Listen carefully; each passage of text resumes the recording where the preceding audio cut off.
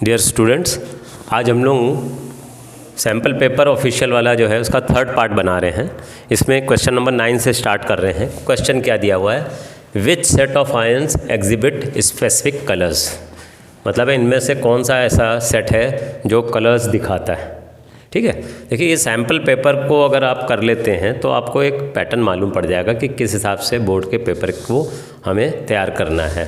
ठीक है, किस पैटर्न के क्वेश्चन आने के चांसेस हैं, और एक मतलब है इन्होंने आपको एक सैंपल ये दिया है कि इस लेवल तक की टफनेस हो सकती है। ठीक है ना, तो अब ये कह रहा है कि कौन सा इनमें से सेट है जिसमें आयंस कलर्ड आयंस हैं, मतलब इनके आयंस कलर्ड होंगे।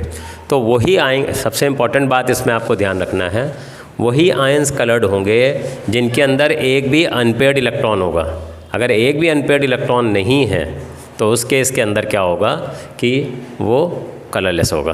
तो हमें ये चेक करना है कि कलर्ड आयन है या नहीं है। अगर एक भी कलर्ड आयन है तो उस केस के अंदर, एक भी अनपेयर्ड आयन है तो वो कलर्ड होगा, और सारे पेयर्ड हैं, सारे इलेक्ट्रॉन्स पेयर्ड हैं अगर, तो वो कलरलेस होगा। ठीक है, तो अब जैसे इसके केस में स्कैंडियम है, एटॉमिक नंबर इन्होंने दे दिया स्कैंडियम 21, तो 3d14s2 इसका देखा जाएगा।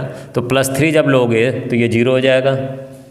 ठीक है, स्कैंडियम 21 है, 1s 2s 2p 3s 3p 4s 3d, तो 2 2 6 2 6 2 1 21 हो गया ना। तो अगर स्कैंडियम 3+ में लोगे तो 2 इलेक्ट्रॉन्स 4s के निकलेंगे और 1 इलेक्ट्रॉन यहाँ का, तो यहाँ पे सारे पेयर्ड रह जाएंगे, तो ये कलरलेस हो गया, इट इज़ कलरलेस। ऐसे ही टाइटेनियम है, स्कैंडियम टाइटेनियम 22 होता है, तो ये 3d2 4s2 हुआ। तो टाइटेनियम +4 ऑक्सीडेशन स्टेट में इसके 2 और ये 2 निकल जाएंगे, तो अंदर के सब पेयर्ड रह जाएंगे, तो ये भी गया काम से, it is not coloured. Mn3+, actually में क्या है कि ये जो Mn3+ है, मैंगनीज़ की 25 ऑक्सीडेशन स्टेट है, तो 3d5 4s2 है। तो Mn3+ में 2 ये और 1 इधर से निकल जाएगा, 3d4 रह जाएंगे, तो इसमें अनपेयर्ड हैं।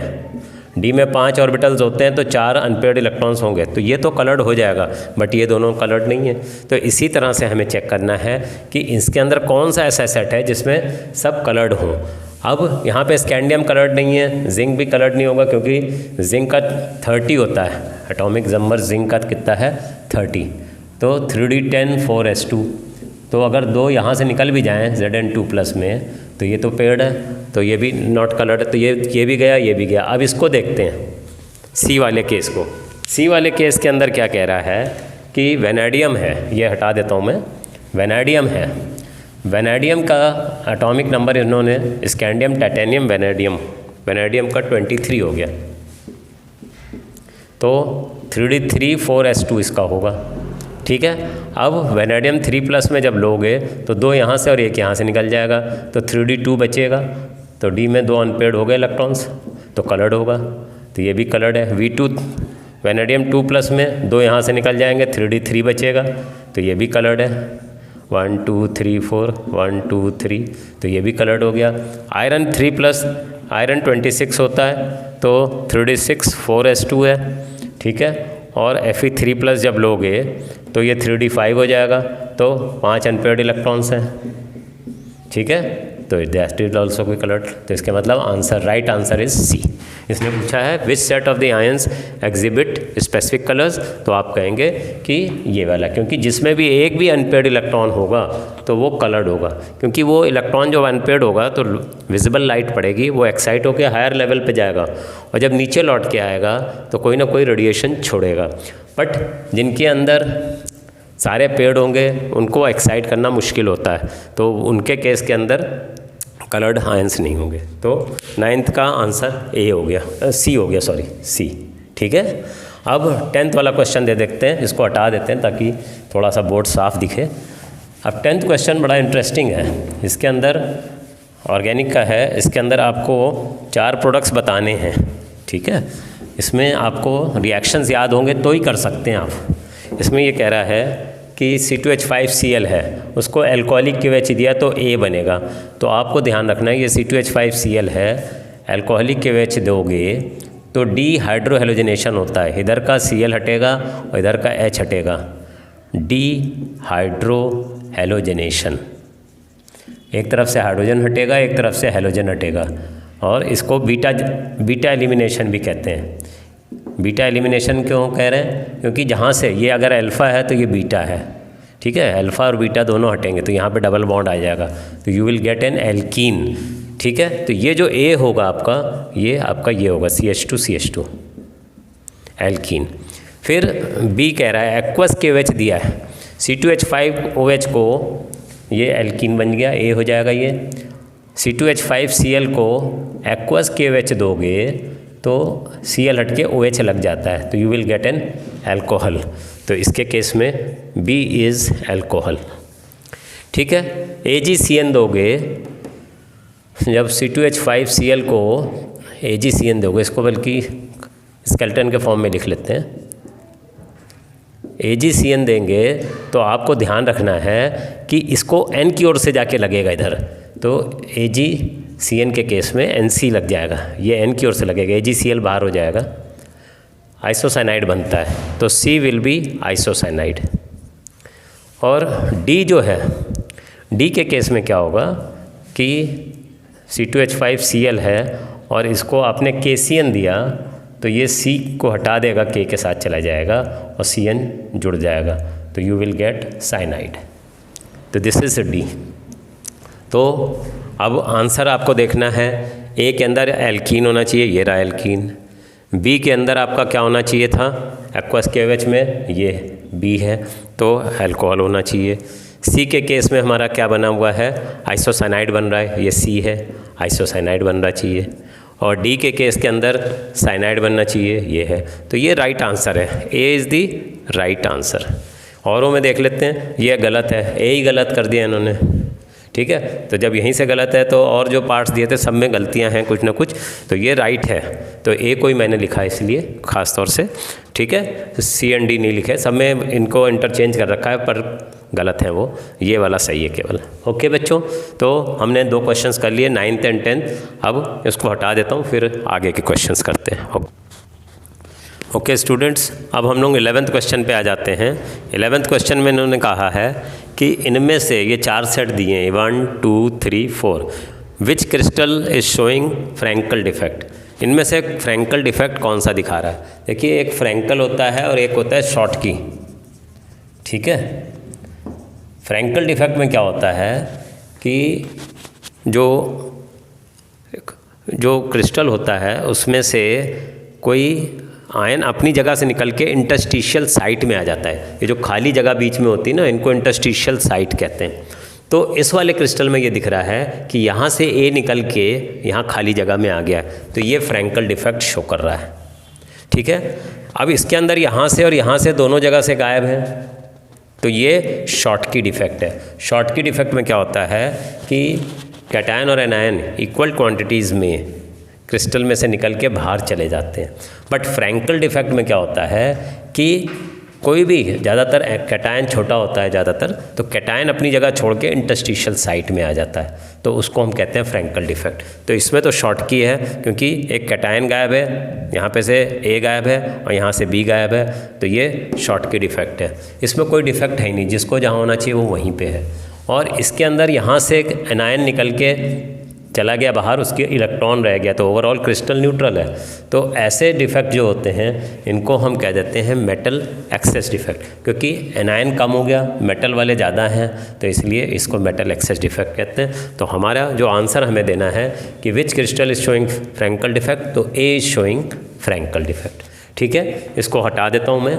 अब 12th क्वेश्चन करते हैं, उसके अंदर रीजनिंग और असर्शन वाले क्वेश्चन हैं, उसको मैं बोर्ड पे लिखता हूँ, इनको हटाता हूँ। ओके स्टूडेंट्स, हम लोग ने 11 तक कर लिए। अब 12 to 16 जो क्वेश्चन हैं वो असर्शन एंड रीजनिंग पे हैं, ठीक है। इसके अंदर ये कह रहा है कि अगर असर्शन और रीज़न दोनों ही सही हैं और रीज़न जो है करेक्ट एक्सप्लेनेशन ऑफ असर्शन है, तो आंसर A। अगर assertion and reason both are correct, दोनों सही हैं, but reason is not the correct explanation, तो B। Assertion is correct statement but reason is wrong, then C, assertion is wrong statement but reason is correct, then D. assertion is wrong statement but reason is correct, then D. Okay अब 12th वाले question में assertion क्या है, two strands are complementary to each other. जो DNA होता है उसके दो स्ट्रैंड्स जो होते हैं वो कॉम्प्लीमेंट्री होते हैं एक दूसरे के। इसको हम यूँ भी दिखा सकते हैं कि दो स्ट्रैंड ऐसे भी दिखा सकते हैं इस तरह से।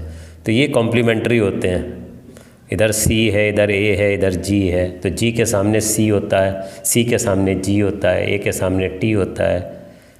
ठीक है, साइटोसिन, गुआनिन, थाइमीन, एडिनिन, तो इनके बीच में हाइड्रोजन बॉन्डिंग होती है। ठीक है, तो ये DNA में दो स्ट्रैंड्स होते हैं। तो वो ये कह रहा है two strands are complementary to each other. हाँ ठीक कह रहा है। The hydrogen bonds are form between specific pairs of bases. तो C के सामने CAG, C के सामने G होता है, A के सामने T होता है और G के सामने C होता है। एडिनिन के सामने थाइमिन और साइटोसिन के सामने गुआनिन। ठीक है, अगर G लगा है तो C के साथ हाइड्रोजन बॉन्डिंग करेगा। तो इसके मतलब है कि दोनों बातें सही हैं और यही इसका एक्सप्लेनेशन है। तो आंसर इसके लिए हो जाएगा A। 12th का आंसर क्या हो जाएगा, A। ठीक है, अब 13th वाला देखते हैं। Ozone is thermodynamically stable with respect to oxygen. ये गलत बात है। ओजोन बहुत जल्दी टूट जाता है O2 और नेसेंट ऑक्सीजन में, तो ये तो ठीक नहीं है। Ozone is thermodynamically stable with respect to oxygen, ये गलत है। ठीक है, तो स्टेटमेंट पहला गलत हो गया। Assertion is wrong. Reason, decomposition of ozone into oxygen results in the liberation of heat. जब ओजोन टूटता है तो बहुत सारी हीट निकलती है, डेल्टा H नेगेटिव है, तो ये बात सही है। रीज़न जो है वो स्टेटमेंट इसका सही है, बट ओजोन थर्मोडाइनमिकली स्टेबल है, ये बात गलत है। तो एजर्शन रॉन्ग है but reason is correct statement, तो इसका मतलब डी वाला इसके लिए सही है। 13th के लिए डी इज़ करेक्ट। ठीक है, क्योंकि एजर्शन गलत है बट रीज़न का स्टेटमेंट सही है। अब 14th पे आ जाते हैं। 14th में कह रहा है, इसको ऊपर वालों को हटा देते हैं थोड़ा सा, इन दोनों को, तो गैप फिर हम इसको समझाते बनेगा। 12th हटा देते हैं, 13th हटा देते हैं, इनकी अब ज़रूरत है ही नहीं, तो यहाँ पे हम समझा पाएंगे कुछ। 13th के बाद अब 14th क्वेश्चन देखना है हमें। 14th क्वेश्चन क्या कह रहा है कि जो एक्वेटिक एनिमल्स हैं वो कोल्ड में ज़्यादा कंफर्टेबल हैं, ये बात कह रहा है। ठीक है ना, एजर्शन कह रहा है aquatic species are more comfortable in cold water than in warm waters. क्योंकि जब पानी गर्म होगा तो उसमें ऑक्सीजन कम डिज़ोल्व होता है, ठंडे पानी में ऑक्सीजन ज़्यादा डिज़ोल्व होता है। तो जो मछलियाँ हैं, एक्वेटिक एनिमल्स हैं, उनको आसानी रहती है ब्रीथ करने में, तो इसलिए ये स्टेटमेंट बिल्कुल ठीक है। Assertion is correct. फिर different gases have different KH values at the same temperature. ये मतलब है हेनरीज लॉ की बात कर रहा है। Pressure is directly proportional to mole fraction, भी कहते हैं mole fraction of the gas, या pressure is equal to KH into mole fraction of the gas. Mole fraction के लिए सिंबल थोड़ा सा इस तरह से लंबा हो जाती पूंछ। ठीक है, तो KH क्या है, हेनरीज लॉ कांस्टेंट कहलाता है, हेनरीज लॉ कांस्टेंट। ठीक है, तो KH वैल्यूज़ अलग अलग गैसेस के लिए अलग अलग होती है, तो ये भी सही है, ये स्टेटमेंट भी सही है, वो स्टेटमेंट। बट एक्वेटिक एनिमल्स के कंफर्टेबल होने का ये कारण ये नहीं है। This is not the reason. Statement is correct, this statement is also correct, but this statement is not the reason for this. उसका रीज़न ये था कि कम टेम्परेचर पे ज़्यादा ऑक्सीजन डिज़ोल्व होती है, या more gases dissolve at lower temperature, वो रीज़न होता है। तो ये रीज़न नहीं है, बट ये स्टेटमेंट सही है कि अलग अलग गैसेज की KH की वैल्यूज़ अलग अलग होगी, चाहे टेम्परेचर सेम हो इवन देन। तो एजर्श हमारे इसके लिए आंसर कौन सा हो जाएगा, assertion and reason both are correct but reason is not the correct explanation, तो इसके लिए आंसर B। ठीक है, इस तरह से ये क्वेश्चन असर्शन और रीज़न वाले करते हैं। तो मैंने आपको 14 तक कराया, 15 और 16 मैं और लिख देता हूँ और फिर उनको करते हैं 15 16 को। ठीक है, ये आपका 14 हो गया। ओके डियर स्टूडेंट्स, हम लोग ने अभी तक 14 क्वेश्चन तक किए थे, यही रीजनिंग और असर्शन वाले। अब 14 का और पार्ट है, 15th और 16th ये क्वेश्चंस भी इसी पैटर्न के हैं, रीजनिंग एंड एजर्शन पे, ठीक है। तो अब 14th में जो और पार्ट दिया उसमें क्वेश्चन दिया हुआ है एजर्शन में, nitric acid and water form maximum boiling azeotrope. हाँ, ये बात सही है, नाइट्रिक एसिड और वाटर जब मिलाए जाएंगे हाइड्रोजन बॉन्डिंग ज़्यादा हो जाती है तो मैक्सिमम बॉइलिंग एजियोट्रोप बनता है, ये बात ठीक है, ठीक है, स्टेटमेंट सही है। Reason, azeotropes are binary mixtures having the same composition in liquid and vapour phase. ये रीज़न नहीं है, ये स्टेटमेंट ठीक है। एजियोट्रोप्स जो होते हैं, दो लिक्विड्स को जब मिला दिया जाता है and they behave like a single liquid, they have a constant boiling point and they have the same composition in liquid and vapour phase, तो उसको एजियोट्रोप कहते हैं। तो ये बात इसने ठीक कही, स्टेटमेंट दोनों सही हैं, but this is not the reason for nitric acid and water forming maximum boiling azeotrope. Reason में इसको देना चाहिए था कि when nitric acid and water are mixed then they come closer to each other because of extensive hydrogen bonding due to which maximum boiling takes place, ठीक है ना। तो हमको नेगेटिव डेविएशन वाली बात कहनी चाहिए थी कि मतलब है हाइड्रोजन बॉन्डिंग की वजह से फोर्स ऑफ अट्रैक्शन जब बढ़ जाएगा तो मैक्सिमम बॉइलिंग एजियोट्रोप बनेगा। तो ये तो रीज़न मैंने लिखा नहीं है, ये स्टेटमेंट ठीक है कि एजियोट्रोप्स क्या होते हैं, और ये स्टेटमेंट भी सही है कि nitric acid and water maximum boiling azeotrope बनाते हैं। तो ये बी वाला आंसर सही है कि reason and assertion both are correct but as a reason is not the correct statement। तो इसका जो आंसर होगा बी हो गया, 14th का और पार्ट का बी हो गया। 15th क्वेश्चन देखते हैं, 14th का बी हटा देते हैं ताकि थोड़ा सा और जगह मिल जाएगी, प्रॉपर मैनर में समझ पाएंगे हम लोग, ठीक है। इसको हटा देते हैं। 15th का क्वेश्चन दे रहा है कि कार्बोक्सिलिक एसिड्स, एजर्शन में कह रहा है carboxylic acids are more acidic than phenols. ये बात ठीक है बिल्कुल, कार्बोक्सिलिक एसिड फिनॉल से ज़्यादा एसिडिक होते हैं क्योंकि कार्बोक्सिलिक एसिड के अंदर कार्बन के ऊपर दो दो ऑक्सीजन आ जाते हैं, ठीक है, ये कार्बोक्सिलिक एसिड है।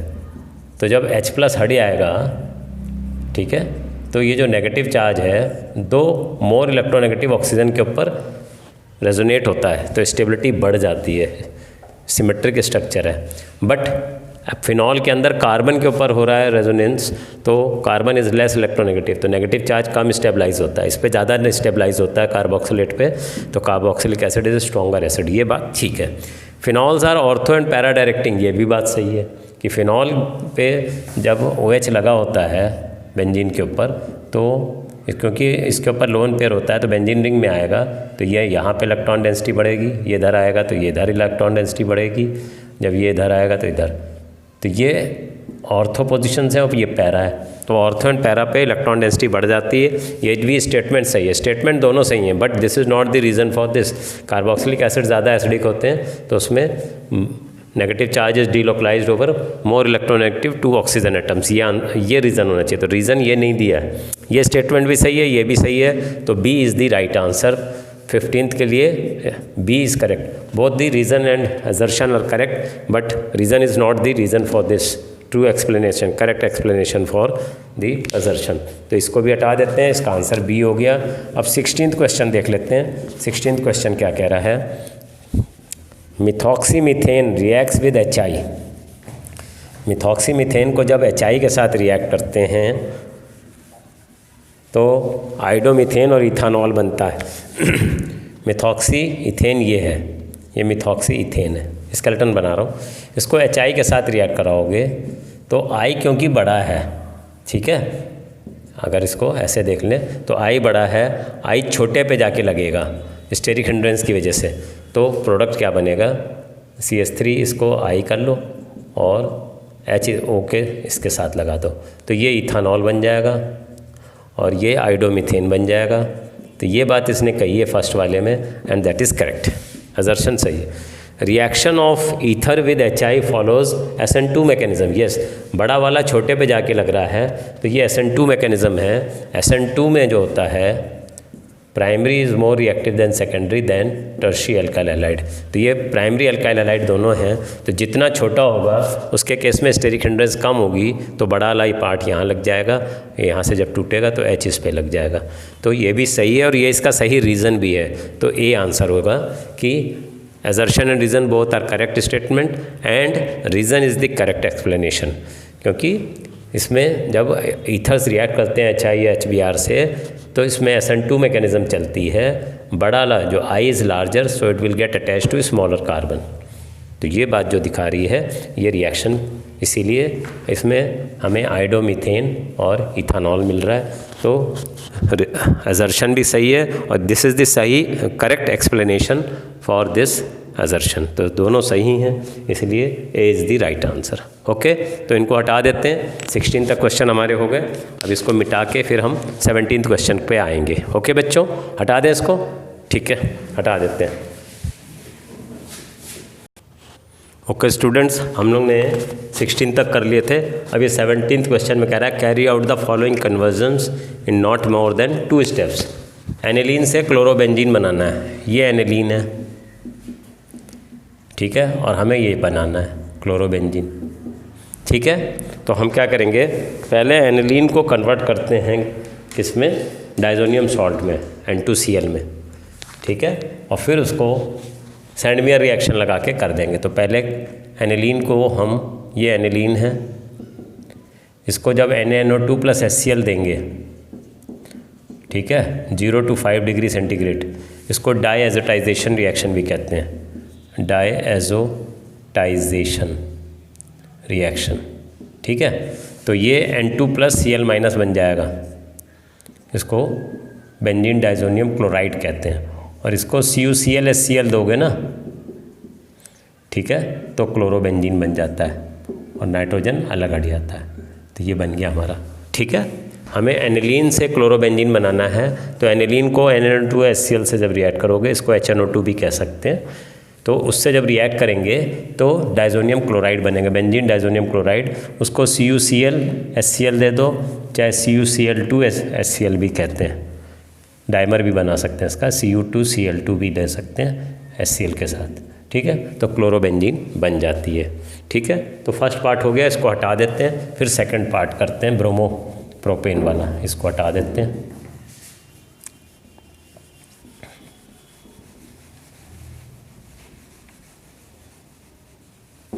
ये कह रहा है कि 2 ब्रोमोप्रोपेन को 1 ब्रोमोप्रोपेन में, ये 2 ब्रोमोप्रोपेन है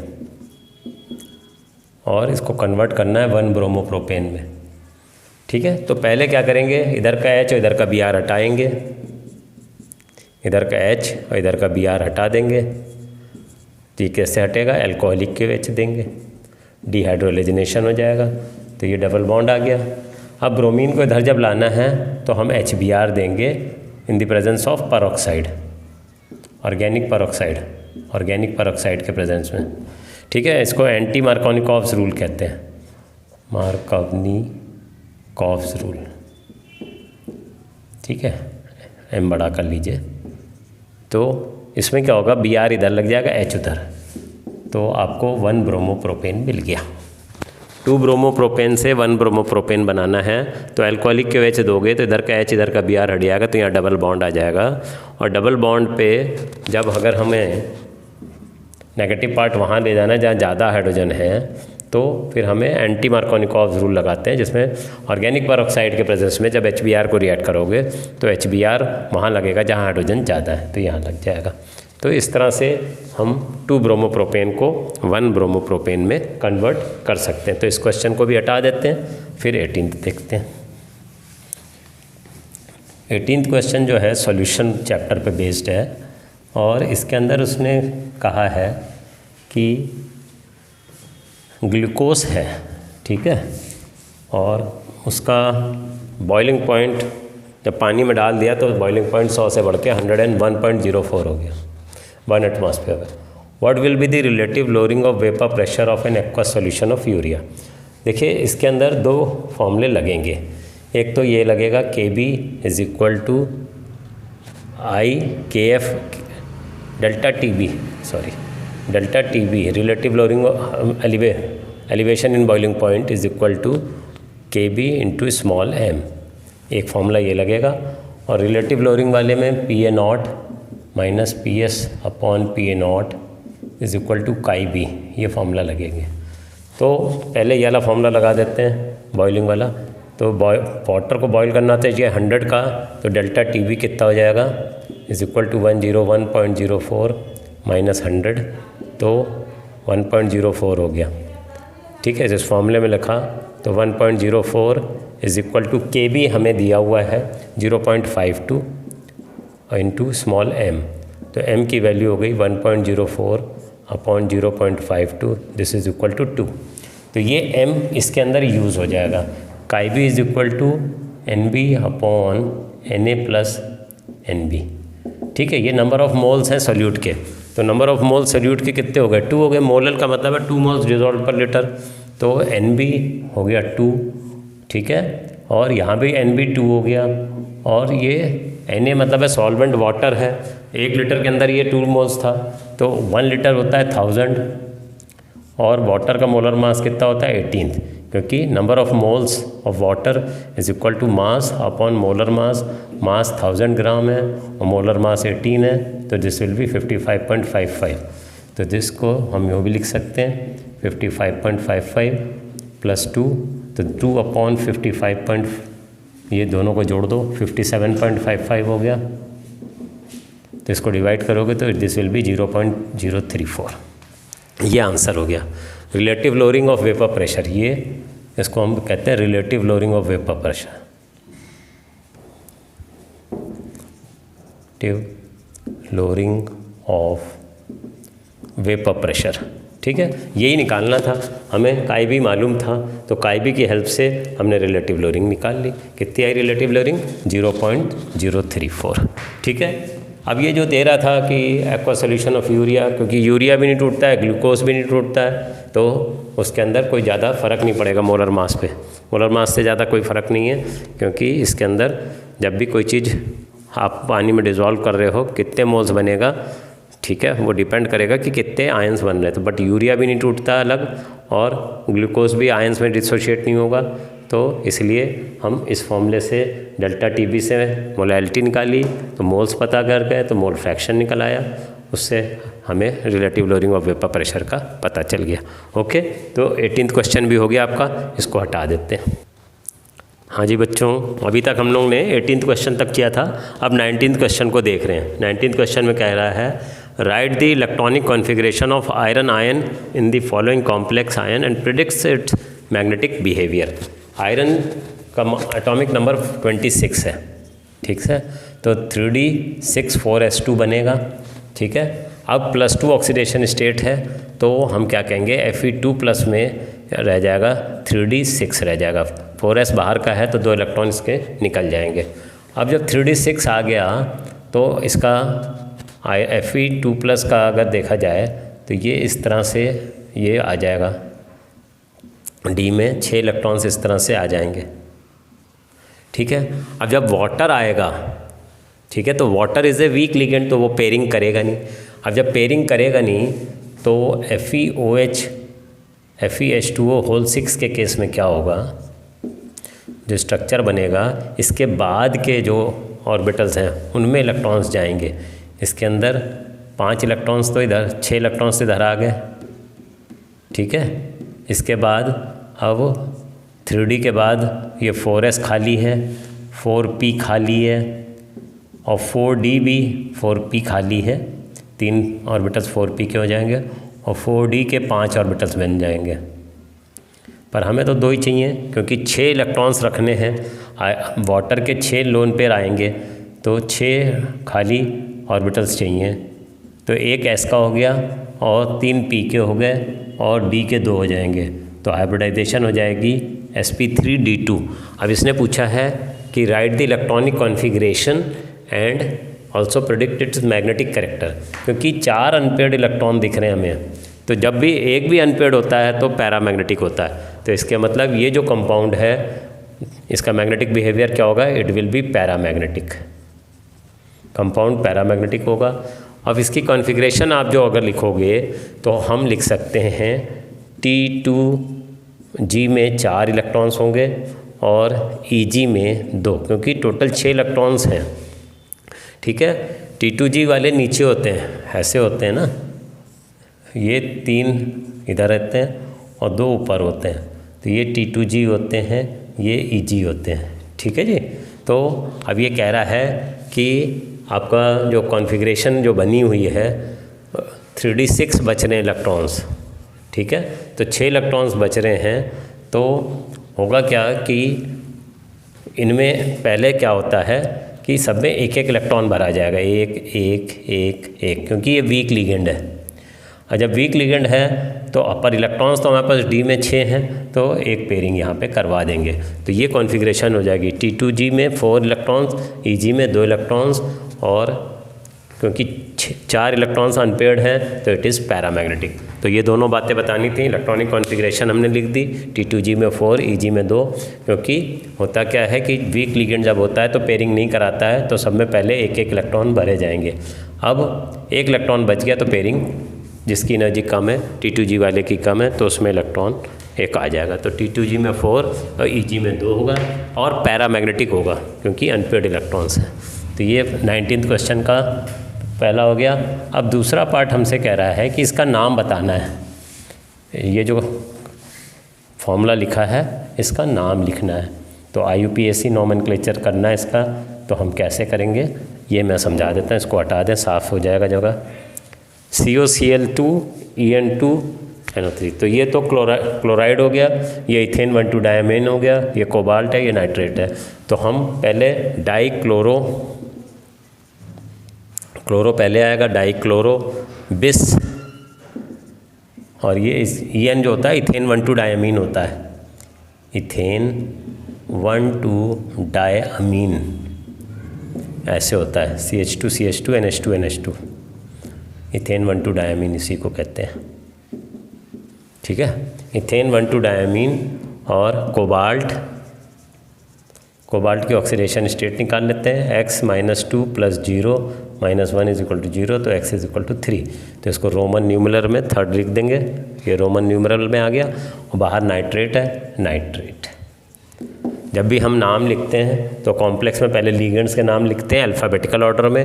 क्लोरो पहले आएगा, इथेन बाद में आएगा, ये डाइक्लोरो इथेन का ई बाद में आएगा। और कॉम्प्लेक्स होता है तो बिस लगता है, जब कॉम्प्लेक्स नहीं होता है तो ट्राई लगता है, और कॉम्प्लेक्स में बिस ट्रिस लगता है, ठीक है। तो यहाँ पे डाइक्लोरो बिस इथेन 1,2 डायमीन कोबाल्ट और बाहर नाइट्रेट। तो ये इसका नाम हो गया। तो इस क्वेश्चन को भी हटा दें। फिर इसके बाद आगे वाला और पार्ट है 19th का, जो और पार्ट है उसको हम लोग देखेंगे। इसको हटा दें, खाली जगह करके फिर नेक्स्ट क्वेश्चन करना थोड़ा सा और समझ आता है आसानी से, ठीक है। Predict the geometry of NiCN4।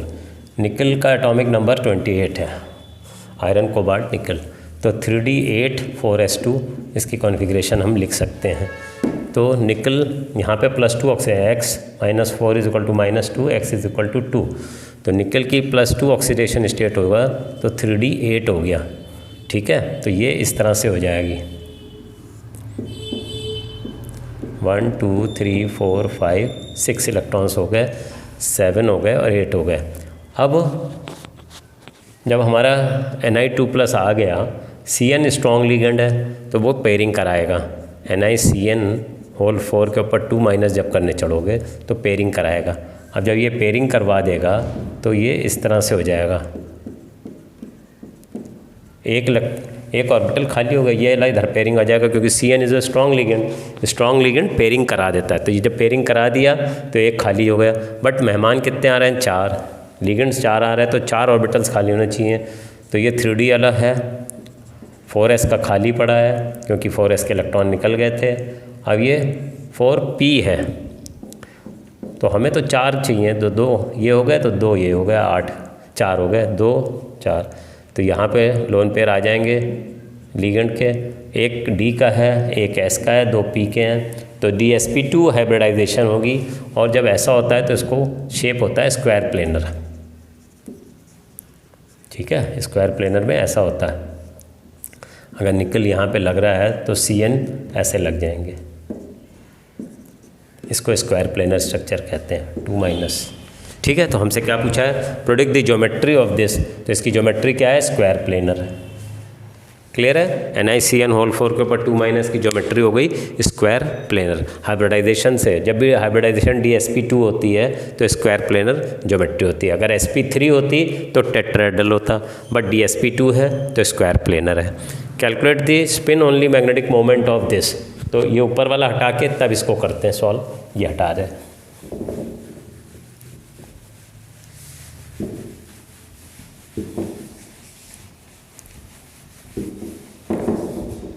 इसका कह रहा है spin only magnetic moment. Spin only magnetic moment के लिए फॉर्मूला होता है n into n plus two Bohr magneton. Magneton ये इसका यूनिट है, ठीक है। n क्या है? Number of unpaired electron, number of unpaired electrons. Okay ji.